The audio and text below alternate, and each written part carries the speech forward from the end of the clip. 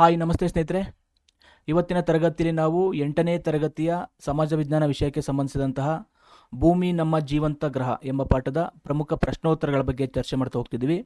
ಸ್ನೇಹಿತರೆ, ಇನ್ನೇನು ಕೆಲವೇ ದಿನಗಳಲ್ಲಿ ಶಿಕ್ಷಕ ನೇಮಕಾತಿಗೆ ಸಂಬಂಧಿಸಿದಂತಹ ಅಧಿಸೂಚನೆ ಹೊರಬೀಳುವಂತಹ ಎಲ್ಲ ಸಾಧ್ಯತೆ ಇದ್ದು, ದಯವಿಟ್ಟು ನಿಮ್ಮ ತಯಾರಿಯನ್ನು ಒಂದು ಯೋಜಿತ ರೀತಿಯಲ್ಲಿ ಒಂದು ವ್ಯವಸ್ಥಿತವಾಗಿ ಶುರು ಮಾಡ್ತಾ ಹೋಗಿ. ಯಾಕಂದರೆ ನೋಟಿಫಿಕೇಶನ್ ಆದ 2ರಿಂದ 3 ತಿಂಗಳಲ್ಲಿ ಪರೀಕ್ಷೆ ಬರುವಂಥ ಸಾಧ್ಯತೆ ಇದ್ದು, ನಿಮ್ಮ ಒಂದು ತಯಾರಿಗೆ ಕಾಲಾವಧಿ ತುಂಬ ಕಡಿಮೆ ಇರೋದ್ರಿಂದ ಇವಾಗಲಿಂದಲೇ ನೀವು ಪ್ರಿಪರೇಷನ್ನ ಶುರು ಮಾಡ್ತಾ ಹೋಗಿ. ಖಂಡಿತವಾಗಿ ನಿಮ್ಮ ಪ್ರತಿಫಲಕ್ಕೆ ಫಲ ಸಿಕ್ಕೇ ಸಿಗುತ್ತೆ. ದಯವಿಟ್ಟು ಯಾವುದೇ ಊಹಾಪೋಹಗಳಿಗೆ ಕಿವಿ ಕೊಡದೇ ನಿಮ್ಮ ತಯಾರಿಯನ್ನು ಮಾಡ್ತಾ ಹೋಗಿ. ಅದೇ ರೀತಿ ನಿಮ್ಮ ಒಂದು ತಯಾರಿಗೆ ಪೂರಕವಾಗುವ ರೀತಿಯಲ್ಲಿ ನಮ್ಮ ಒಂದು ವಿಡಿಯೋಗಳನ್ನು ಕೊಡ್ತಾ ಹೋಗ್ತಿದ್ವಿ. ಪಠ್ಯ ಪುಸ್ತಕದ ಎಲ್ಲ ಪಾಠಗಳನ್ನು MCQs ರೂಪದಲ್ಲಿ ಕೊಡುವಂಥ ಪ್ರಯತ್ನವನ್ನು ಮಾಡ್ತಿದ್ದೀವಿ. ದಯವಿಟ್ಟು ನಮ್ಮ ಒಂದು ಶ್ರಮಕ್ಕೆ ಸಬ್ಸ್ಕ್ರೈಬ್ ಮಾಡಿ ನೀವು ಪ್ರೋತ್ಸಾಹನ ಕೊಡಬೇಕು ಅಂತ ಹೇಳ್ತಾ ಇವತ್ತಿನ ತರಗತಿಯನ್ನು ಶುರು ಮಾಡ್ತಾ ಹೋಗೋಣ.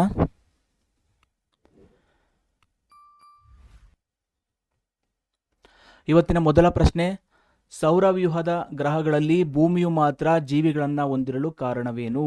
ಸೌರವ್ಯೂಹದ ಗ್ರಹಗಳಲ್ಲಿ ಭೂಮಿಯಲ್ಲಿ ಮಾತ್ರ ಜೀವಿಗಳು ವಾಸ ಮಾಡ್ತಿದ್ದಾವೆ, ಅದಕ್ಕೆ ಏನು ಕಾರಣ ಅಂತ. ಇದು ಅತಿ ದೊಡ್ಡ ಗ್ರಹ, ಸೂರ್ಯನಿಂದ ಇರುವಂಥ ಅನುಕೂಲಕರ ದೂರ ಮತ್ತು ವಾತಾವರಣ, ಇದು ಸೂರ್ಯನಿಗೆ ಅತಿ ಹತ್ತಿರದಲ್ಲಿದೆ, ಇದು ಚಂದ್ರನಿಂದ ಬೆಳಕನ್ನು ಪಡೆಯುತ್ತದೆ. ಓಕೆನಾ? ಭೂಮಿಯಲ್ಲಿ ಜೀವಿಗಳ ಅಸ್ತಿತ್ವಕ್ಕೆ ಕಾರಣ ಏನು ಅಂತ. ಸೊ ಈ ಪ್ರಶ್ನೆಗೆ ಆಪ್ಷನ್ ಬಿ ಸರಿಯಾದ ಉತ್ತರ. ಅಂದರೆ ಸೂರ್ಯನಿಂದ ಇರುವಂಥ ಒಂದು ಅನುಕೂಲಕರ ದೂರ ಮತ್ತು ವಾತಾವರಣ ಅನ್ನೋದು ಸರಿಯಾದ ಉತ್ತರ ಆಗುವಂಥದ್ದು.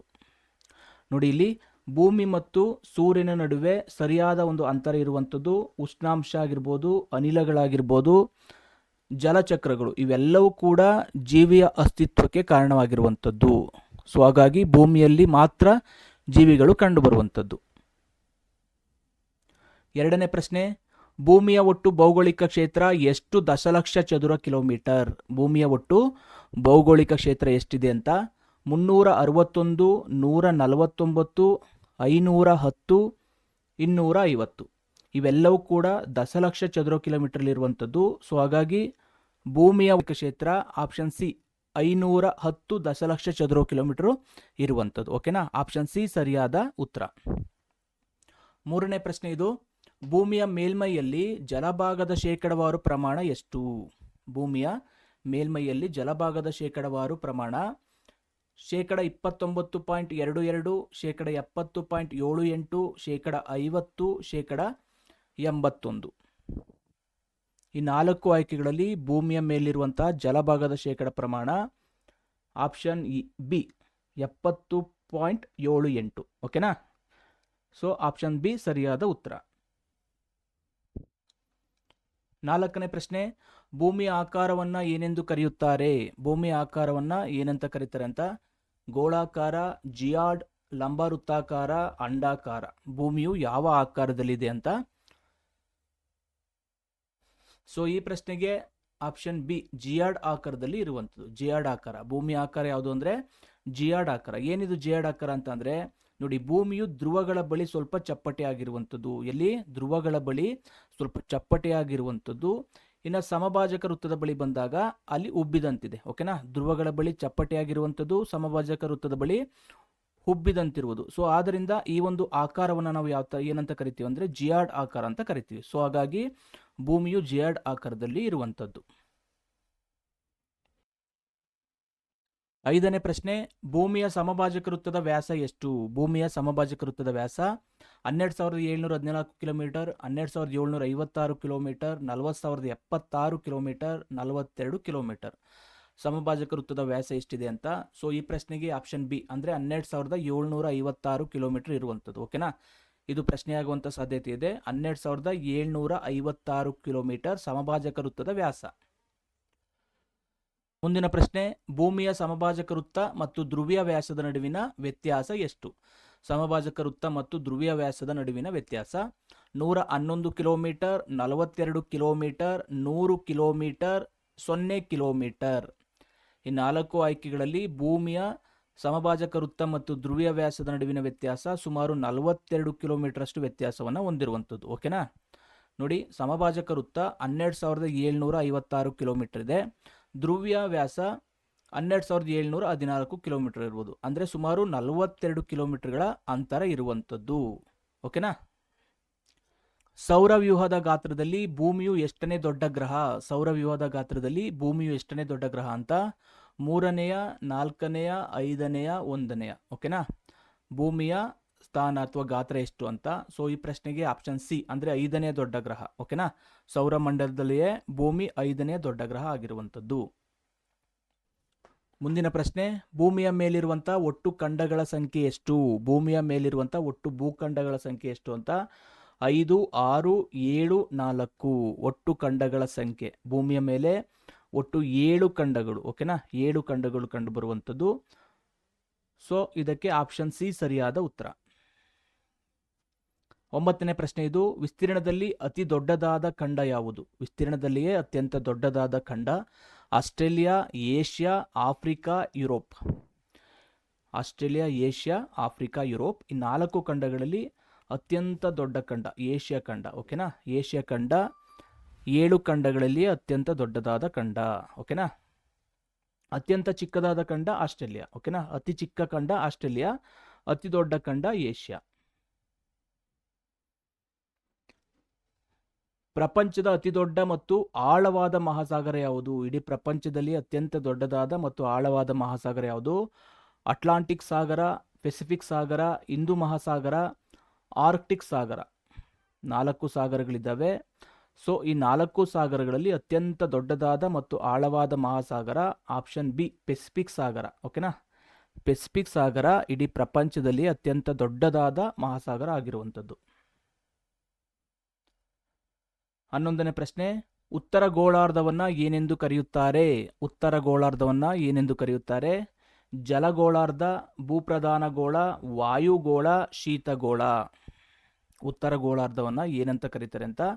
ಸೊ ಈ ಪ್ರಶ್ನೆಗೆ ಆಪ್ಷನ್ ಬಿ ಭೂಪ್ರಧಾನ ಗೋಳ ಅಂತ ಕರೆಯುವಂಥದ್ದು. ಭೂಪ್ರಧಾನ ಗೋಳ. ಏನಕ್ಕೆ ಅಂದರೆ ನೋಡಿ, ಇಲ್ಲಿ ಸುಮಾರು 60ರಷ್ಟು ಭೂಭಾಗ ಇರುವಂಥದ್ದು. ಈ ಒಂದು ಉತ್ತರ ಗೋಳಾರ್ಧದಲ್ಲಿ 60% ಭೂಭಾಗ ಇದೆ. ಸೊ ಹಾಗಾಗಿ ಇದನ್ನು ಭೂಪ್ರಧಾನ ಗೋಳ ಅಂತ ಕರೆಯುವಂಥದ್ದು. ಭೂಗೋಳಾರ್ಧ ಅಂತಲೂ ಕೂಡ ಕರೆಯುವಂಥದ್ದು. ಆಗ್ಬೋದಾ? ದಕ್ಷಿಣ ಗೋಳಾರ್ಧದಲ್ಲಿ ಜಲರಾಶಿಯ ಪ್ರಮಾಣ ಎಷ್ಟು? ದಕ್ಷಿಣ ಗೋಳಾರ್ಧದಲ್ಲಿ ಜಲರಾಶಿಯ ಪ್ರಮಾಣ 40%, 60%, 81%, 19%. ದಕ್ಷಿಣ ಗೋಳಾರ್ಧದಲ್ಲಿ ಜಲರಾಶಿಯ ಪ್ರಮಾಣ ಎಷ್ಟಿದೆ ಅಂತ. ಸೊ ಹಾಗಾಗಿ ಆಪ್ಷನ್ ಸಿ 81, 81%ರಷ್ಟು ಜಲರಾಶಿ ಇರುವಂಥದ್ದು. ಸೊ ಹಾಗಾಗಿ ಇದನ್ನು ನಾವೇನಂತ ಕರಿತೀವಿ? ಜಲಪ್ರಧಾನ ಗೋಳ ಅಂತ ಕರೆಯುವಂಥದ್ದು. ಓಕೆನಾ. ಉತ್ತರ ಗೋಳಾರ್ಧವನ್ನ ಭೂಪ್ರಧಾನ ಗೋಳ ಅಂತ ಕರಿತೀವಿ, ದಕ್ಷಿಣ ಗೋಳಾರ್ಧವನ್ನ ಜಲಪ್ರಧಾನ ಗೋಳ ಅಂತ ಕರೆಯುವಂಥದ್ದು. ಯಾಕಂದ್ರೆ 81%ರಷ್ಟು ನೀರಿನಿಂದ ಆವೃತವಾಗಿದೆ ಈ ಒಂದು ಭಾಗ. ಓಕೆನಾ. ಭೂಮಿಯ ಮೇಲೆ ಪೂರ್ವ ಪಶ್ಚಿಮವಾಗಿ ಎಳೆಯಲಾದ ಕಾಲ್ಪನಿಕ ರೇಖೆಗಳು ಹೀಗೆನ್ನುತ್ತಾರೆ. ಭೂಮಿಯ ಮೇಲೆ ಪೂರ್ವ ಪಶ್ಚಿಮವಾಗಿ ಎಳೆಯಲಾದ ಕಾಲ್ಪನಿಕ ರೇಖೆಗಳನ್ನು ಏನಂತ ಕರೀತಾರೆ ಅಂತ. ರೇಖಾಂಶಗಳು, ಅಕ್ಷಾಂಶಗಳು, ಮಧ್ಯಾಹ್ನ ರೇಖೆಗಳು, ಲಂಬ ರೇಖೆಗಳು. ಪೂರ್ವ ಪಶ್ಚಿಮವಾಗಿ ಎಳೆಯಲಾದ ಕಾಲ್ಪನಿಕ ರೇಖೆಗಳನ್ನು ಅಕ್ಷಾಂಶಗಳು ಅಂತ ಕರೆಯುವಂಥದ್ದು. ಓಕೆನಾ. ಆಪ್ಷನ್ ಬಿ ಅಕ್ಷಾಂಶಗಳು ಅಂತ ಕರೆಯುವಂಥದ್ದು. ಪೂರ್ವ ಪಶ್ಚಿಮವಾಗಿ ಎಳೆದಿರುವಂಥ ಕಾಲ್ಪನಿಕ ರೇಖೆಗಳನ್ನು ಅಕ್ಷಾಂಶಗಳು ಅಂತ ಕರೀತಾರೆ.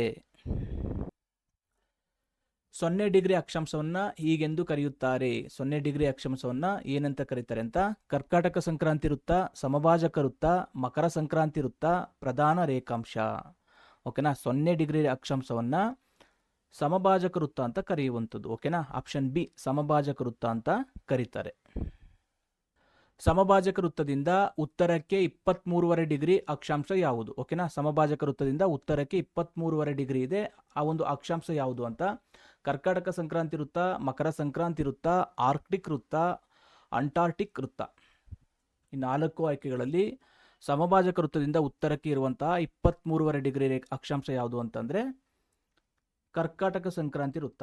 ಆಪ್ಷನ್ ಎ ಸರಿಯಾದ ಉತ್ತರ. ಓಕೆನಾ. ಕರ್ಕಾಟಕ ಸಂಕ್ರಾಂತಿ ವೃತ್ತವನ್ನ 23.5 ಡಿಗ್ರಿ ಅಕ್ಷಾಂಶ ಅಂತಲೂ ಕೂಡ ಕರೆಯುವಂಥದ್ದು. ಭೂಮಿಯ ಮೇಲೆ ಒಟ್ಟು ಎಷ್ಟು ಅಕ್ಷಾಂಶಗಳಿವೆ? ಭೂಮಿಯ ಮೇಲಿರುವಂಥ ಒಟ್ಟು ಅಕ್ಷಾಂಶಗಳು ಎಷ್ಟಿದಾವೆ ಅಂತ. 180, 360, 181, 90. ಭೂಮಿಯ ಮೇಲಿರುವಂಥ ಒಟ್ಟು ಅಕ್ಷಾಂಶಗಳ ಸಂಖ್ಯೆ ಸೊ ಈ ಪ್ರಶ್ನೆಗೆ ಆಪ್ಷನ್ ಸಿ 181 ಇರುವಂಥದ್ದು. ಓಕೆನಾ, ಆಪ್ಷನ್ ಸಿ ಸರಿಯಾದ ಉತ್ತರ. ನೋಡಿ, ಉತ್ತರದಲ್ಲಿ 90 ಅಕ್ಷಾಂಶಗಳಿದ್ದಾವೆ, ದಕ್ಷಿಣದಲ್ಲಿ 90 ಇರುವಂಥದ್ದು.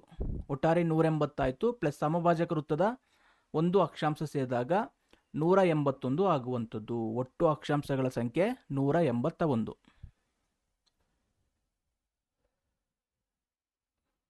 ಉತ್ತರ ಮತ್ತು ದಕ್ಷಿಣ ಧ್ರುವಗಳನ್ನು ಸಂಧಿಸುವಂಥ ಕಾಲ್ಪನಿಕ ರೇಖೆಗಳಾವುವು? ಉತ್ತರ ಧ್ರುವ ಮತ್ತು ದಕ್ಷಿಣ ಧ್ರುವವನ್ನು ಸಂಧಿಸುವಂಥ ಕಾಲ್ಪನಿಕ ರೇಖೆಗಳು ಅಕ್ಷಾಂಶಗಳು, ರೇಖಾಂಶಗಳು, ಸಮಾಂತರ ರೇಖೆಗಳು, ವೃತ್ತಗಳು. ಉತ್ತರ ಮತ್ತು ದಕ್ಷಿಣ ಧ್ರುವವನ್ನು ಸಂಧಿಸುವಂತಹ ಕಾಲ್ಪನಿಕ ರೇಖೆಗಳು ಯಾವುದು? ರೇಖಾಂಶಗಳು. ಆಪ್ಷನ್ ಬಿ, ರೇಖಾಂಶಗಳು ಉತ್ತರ ಮತ್ತು ದಕ್ಷಿಣ ಧ್ರುವವನ್ನು ಸಂಧಿಸುವಂತಹ ಕಾಲ್ಪನಿಕ ರೇಖೆಗಳು. ಇಂಗ್ಲೆಂಡಿನ ಗ್ರೀನ್ವಿಚ್ ಮೇಲೆ ಹಾದು ಹೋಗುವಂತಹ ರೇಖಾಂಶದ ಬೆಲೆ ಎಷ್ಟು? ಇಂಗ್ಲೆಂಡಿನ ಗ್ರೀನ್ವಿಚ್ ನಗರದ ಮೇಲೆ ಹಾದು ಹೋಗುವಂತಹ ರೇಖಾಂಶದ ಬೆಲೆ 180 ಡಿಗ್ರಿ, 90 ಡಿಗ್ರಿ, 0 ಡಿಗ್ರಿ, 82.5 ಡಿಗ್ರಿ. ಈ 4 ಆಯ್ಕೆಗಳಲ್ಲಿ ಗ್ರೀನ್ವಿಚ್ ನಗರದ ಮೇಲೆ ಹಾದು ಹೋಗಿರುವಂಥ ರೇಖಾಂಶ 0 ಡಿಗ್ರಿ ರೇಖಾಂಶ. 0 ಡಿಗ್ರಿ ರೇಖಾಂಶ. ಓಕೆನಾ, ಇದನ್ನು ನಾವು ಪ್ರಧಾನ ರೇಖಾಂಶ ಅಂತಲೂ ಕೂಡ ಕರೆಯುವಂಥದ್ದು. ಓಕೆನಾ, 0 ಡಿಗ್ರಿ ರೇಖಾಂಶವನ್ನು ಪ್ರಧಾನ ರೇಖಾಂಶ ಅಂತಲೂ ಕೂಡ ಕರೆಯುವಂಥದ್ದು. ಒಂದು ರೇಖಾಂಶದಿಂದ ಮತ್ತೊಂದು ರೇಖಾಂಶಕ್ಕಿರುವ ವೇಳೆಯ ವ್ಯತ್ಯಾಸ ಎಷ್ಟು? 1 ನಿಮಿಷ, 4 ನಿಮಿಷಗಳು, 15 ನಿಮಿಷಗಳು, 1 ಗಂಟೆ. ಒಂದು ರೇಖಾಂಶದಿಂದ ಮತ್ತೊಂದು ರೇಖಾಂಶಕ್ಕಿರುವಂತಹ ವೇಳೆಯ ವ್ಯತ್ಯಾಸ ಸುಮಾರು 4 ನಿಮಿಷಗಳು. ಓಕೆನಾ, ಒಂದು ರೇಖಾಂಶದಿಂದ ಮತ್ತೊಂದು ರೇಖಾಂಶಕ್ಕೆ ಹೋಗಲಿಕ್ಕೆ ಸುಮಾರು 4 ನಿಮಿಷಗಳು ಬೇಕಾಗಿರುವಂಥದ್ದು. ಅಂತಾರಾಷ್ಟ್ರೀಯ ದಿನಾಂಕ ರೇಖೆ ಯಾವ ರೇಖಾಂಶದ ಮೇಲೆ ಇದೆ ಅಂತ? 0 ಡಿಗ್ರಿ ರೇಖಾಂಶ, 180 ಡಿಗ್ರಿ ರೇಖಾಂಶ, 82.5 ಡಿಗ್ರಿ ರೇಖಾಂಶ, 90 ಡಿಗ್ರಿ ರೇಖಾಂಶ. ಅಂತಾರಾಷ್ಟ್ರೀಯ ದಿನಾಂಕ ರೇಖೆ ಇರುವಂಥದ್ದು 180 ಡಿಗ್ರಿ ರೇಖಾಂಶದ ಮೇಲೆ. ಓಕೆನಾ, ಆಪ್ಷನ್ ಬಿ 180 ಡಿಗ್ರಿ ರೇಖಾಂಶ ಸರಿಯಾದ ಉತ್ತರ. ಭಾರತದ ಪ್ರಮಾಣ ವೇಳೆ IST ಯಾವ ರೇಖಾಂಶವನ್ನು ಆಧರಿಸಿದೆ? ಭಾರತದ ಪ್ರಮಾಣ ವೇಳೆಯನ್ನು ಯಾವ ರೇಖಾಂಶದ ಆಧಾರದ ಮೇಲೆ ನಿರ್ಧಾರ ಮಾಡ್ತಾರೆ ಅಂತ? 80 ಡಿಗ್ರಿ ಪೂರ್ವ, 82.5 ಡಿಗ್ರಿ ಪೂರ್ವ, 82.5 ಡಿಗ್ರಿ ಪಶ್ಚಿಮ, 0 ಡಿಗ್ರಿ. ಭಾರತದ ಪ್ರಮಾಣ ವೇಳೆಯನ್ನು 82.5 ಡಿಗ್ರಿ ಪೂರ್ವ ರೇಖಾಂಶದ ಆಧಾರದ ಮೇಲೆ ರಚನೆ ಮಾಡಿರುವಂಥದ್ದು. ಆಪ್ಷನ್ ಬಿ 82.5 ಡಿಗ್ರಿ ಪೂರ್ವ ರೇಖಾಂಶ. ಆಯ್ತಾ? ಇದು ಉತ್ತರ ಪ್ರದೇಶದ ಪ್ರಯಾಗ್ರಾಜ್ ನಗರದ ಮೇಲೆ ಹಾದು ಹೋಗಿರುವಂಥದ್ದು. 82.5 ಡಿಗ್ರಿ ಪೂರ್ವ ರೇಖಾಂಶ ಪ್ರಯಾಗ್ರಾಜ್ ನಗರದ ಮೇಲೆ ಹಾದು ಹೋಗಿದೆ. ಆಗ್ಬೋದಾ? ಭಾರತದ ಪ್ರಮಾಣ ವೇಳೆ ಗ್ರೀನ್ವಿಚ್ ವೇಳೆಗಿಂತ ಎಷ್ಟು ಮುಂದಿದೆ? ಭಾರತದ ಪ್ರಮಾಣ ವೇಳೆ ಗ್ರೀನ್ವಿಚ್ ವೇಳೆಗಿಂತ ಎಷ್ಟು ಮುಂದಿದೆ? 5 ಗಂಟೆ, 5 ಗಂಟೆ 30 ನಿಮಿಷ, 6 ಗಂಟೆ, 4 ಗಂಟೆ 30 ನಿಮಿಷ. ಗ್ರೀನ್ವಿಚ್ ವೇಳೆಗಿಂತ ಭಾರತದ ಪ್ರಮಾಣ ವೇಳೆ ಸುಮಾರು 5 ಗಂಟೆ 30 ನಿಮಿಷ ಮುಂದಿರುವಂಥದ್ದು. ಓಕೆನಾ, 5 ಗಂಟೆ 30 ನಿಮಿಷ ಗ್ರೀನ್ವಿಚ್ ವೇಳೆಗಿಂತ ಭಾರತದ ಪ್ರಮಾಣ ವೇಳೆ ಮುಂದಿದೆ. Option B. ಪ್ರತಿ 15 ರೇಖಾಂಶಗಳಿಗೆ ಎಷ್ಟು ಗಂಟೆಯ ವ್ಯತ್ಯಾಸವಿರುತ್ತದೆ? ಪ್ರತಿ 15 ರೇಖಾಂಶಗಳಿಗೆ ಎಷ್ಟು ಗಂಟೆಯ ವ್ಯತ್ಯಾಸವಿರುತ್ತದೆ ಅಂತ? 4 ನಿಮಿಷ, 1 ಗಂಟೆ, 2 ಗಂಟೆ 30 ನಿಮಿಷ. ಓಕೆನಾ, ಈ 4 ಆಯ್ಕೆಗಳಲ್ಲಿ 15 ರೇಖಾಂಶಗಳಿಗೆ 1 ಗಂಟೆಯ ವ್ಯತ್ಯಾಸ ಇರುವಂಥದ್ದು. 15 ರೇಖಾಂಶಗಳಿಗೆ 1 ಗಂಟೆಯ ವ್ಯತ್ಯಾಸ ಇರುವಂಥದ್ದು. ಆಪ್ಷನ್ ಬಿ ಸರಿಯಾದ ಉತ್ತರ. ಅತಿ ಹೆಚ್ಚು ವೇಳಾವಲಯಗಳನ್ನು ಹೊಂದಿರುವಂಥ ರಾಷ್ಟ್ರ ಯಾವುದು? ಸುಮಾರು 11 ವೇಳಾವಲಯಗಳನ್ನು ಹೊಂದಿರುವಂಥ ರಾಷ್ಟ್ರ USA, ಕೆನಡಾ, ರಷ್ಯಾ, ಆಸ್ಟ್ರೇಲಿಯಾ. ಅತಿ ಹೆಚ್ಚು ವೇಳಾವಲಯಗಳನ್ನು ಹೊಂದಿರುವಂಥ ರಾಷ್ಟ್ರ ರಷ್ಯಾ. ಅತ್ಯಂತ ದೊಡ್ಡ ದೇಶ, ಇಡೀ ಪ್ರಪಂಚದಲ್ಲಿ ಅತ್ಯಂತ ದೊಡ್ಡ ದೇಶ ರಷ್ಯಾ. ಸೊ ಈ ಒಂದು ರಾಷ್ಟ್ರದಲ್ಲಿ 11 ವೇಳಾವಲಯಗಳು ಇರುವಂಥದ್ದು. ಆಪ್ಷನ್ ಸಿ ಸರಿಯಾದ ಉತ್ತರ. ಮುಂದಿನ ಪ್ರಶ್ನೆ, ಹಡಗು ಐಡಿಯಲ್ ರೇಖೆಯನ್ನು ಪಶ್ಚಿಮದಿಂದ ಪೂರ್ವಕ್ಕೆ ದಾಟಿದಾಗ ಏನಾಗುತ್ತದೆ? ಹಡಗು ಐಡಿಯಲ್ ರೇಖೆಯನ್ನು ಪಶ್ಚಿಮದಿಂದ ಪೂರ್ವಕ್ಕೆ ದಾಟಿದಾಗ ಏನಾಗ್ತದೆ ಅಂತ? 1 ದಿನವನ್ನು ಕಳೆದುಕೊಳ್ಳುತ್ತದೆ, ಒಂದೇ ದಿನವನ್ನು 2 ಬಾರಿ ಪಡೆಯುತ್ತದೆ, ಯಾವುದೇ ಬದಲಾವಣೆ ಆಗುವುದಿಲ್ಲ, ಸಮಯ 4 ನಿಮಿಷ ಕಡಿಮೆಯಾಗುತ್ತದೆ.